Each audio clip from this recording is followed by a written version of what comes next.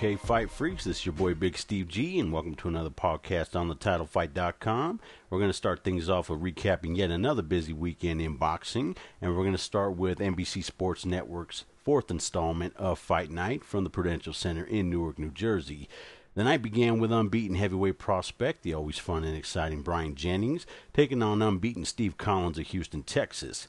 Jennings once again dominated this fight from start to finish with his hard combinations and good ring generalship.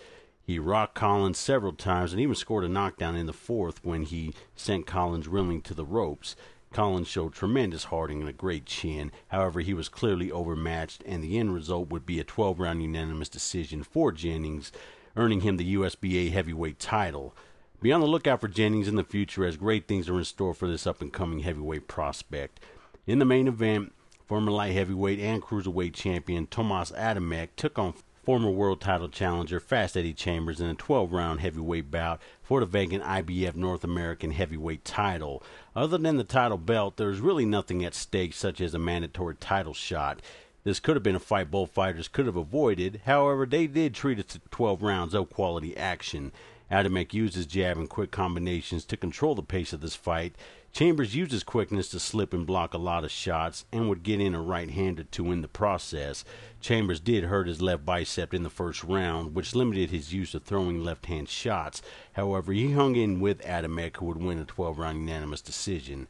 Adamek clearly has put his devastating loss to Vitaly Klitschko well behind him, and he is moving himself back into the rankings with quality wins such as this. Okay, let's move forward to the HBO main event from the Sun Bowl in El Paso, Texas, where Julio Cesar Chavez Jr. defended his WBC middleweight title against very tough Irish Andy Lee. This was Chavez's toughest test to date, and he has been accused by many, including myself, of being protected by his promoter and manager from facing top opposition. Lee controlled the first 3 rounds of this fight with his excellent jab and landing hard left-hand shots. However, Chavez would close the gap by coming forward and landing hard combinations to the body and head. His fighting style is very different from his legendary father's. However, on this night, Chavez looked every bit like his old man by showing a rock-hard chin and landing hard shots both to the body and head, forcing referee Lawrence Cole to stop the bout in the 7th round.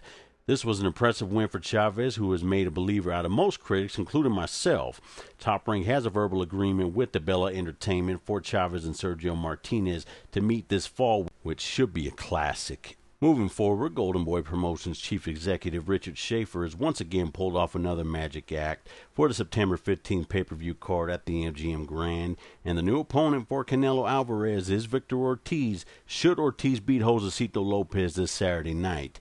This should be an all-action war, and I'm very excited to see this, but it only happens if Ortiz wins on Saturday. So tune to Showtime this Saturday night for Ortiz versus Lopez, as well as the excellent co-feature between Humberto Soto and Lucas Matisse. Well, that does it for this session, Fight Freaks. Until next time, this is your boy Big Steve G. Have yourselves a good one.